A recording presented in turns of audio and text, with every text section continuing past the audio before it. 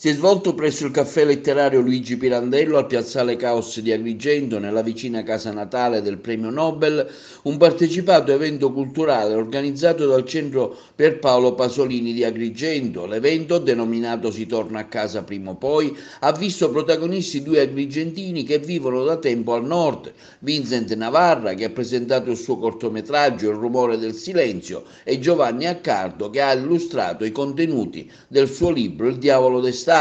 Alla serata hanno dato il loro fattivo contributo Giusy Carreca, Leandro Picarella. Ha moderato l'evento Maurizio Masone del Centro Culturale Pierpaolo Pasolini. Abbiamo due siciliani di ritorno, sono due insegnanti agrigentini che lavorano al nord e che sono impegnati, chi con la cinematografia, chi con la letteratura. Hanno prodotto due opere di grandissimo interesse, una un romanzo, quello di Giovanni Accardo, che è stato scritto pensando alla realtà da dove è venuto, da dove è cresciuto, ed è un romanzo bellissimo, un giallo, che ci riporta alla nostra giovinezza, bello per la sua completezza, per la sua facilità di scrittura,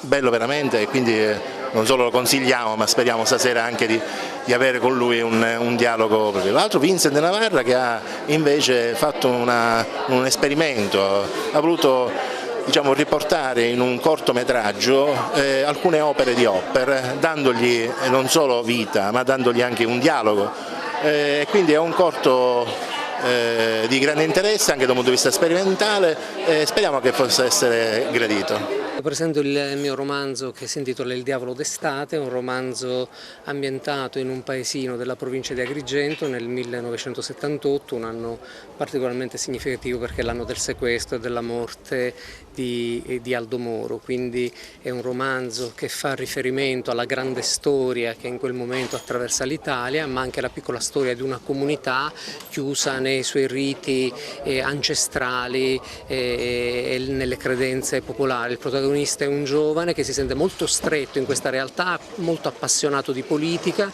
che vuole crescere, e quindi da questo punto di vista è un romanzo di formazione perché matura tutta una serie di esperienze nell'arco del romanzo che lo faranno crescere.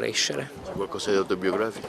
Beh sì, certamente qualcosa di autobiografico c'è. Anche io sono stato un adolescente appassionato di politica, un adolescente che leggeva, che voleva capire il mondo in cui viveva, e che nel piccolo paese in cui sono vissuto mi sentivo appunto stretto, e poi sono andato via dalla Sicilia a studiare a Padova e sono rimasto al nord. È un cortometraggio di 18 minuti, si chiama Il rumore del silenzio ed è ispirato dai quadri di Hopper. Si parla di incomunicabilità, di senso di vuoto e malessere in una società contemporanea, quindi quasi come dire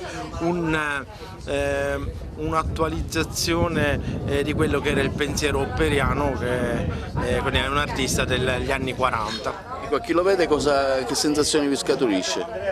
Beh, dovrebbe farlo riflettere, cioè fargli capire che in realtà la nostra contemporaneità, il nostro senso, insomma, del progresso ci ha portati sicuramente, insomma, verso, non dico un'alienazione, ma sicuramente verso una non comunicabilità, diciamo, con l'uomo, con l'individuo. Quanto è attuale secondo lei oggi? Oggi è attualissima perché viviamo, diciamo, in una società di questo tipo, dove siamo comunque sempre connessi, ma in realtà non c'è più il dialogo diretto, insomma, il rapporto umano, quello di 30-20 anni fa. Insomma. Una cosa negativa, chiaramente. A volte va gestito sicuramente, a volte può essere anche positivo l'essere soli, cioè la solitudine alle volte può essere anche un fattore positivo, basta saperla gestire.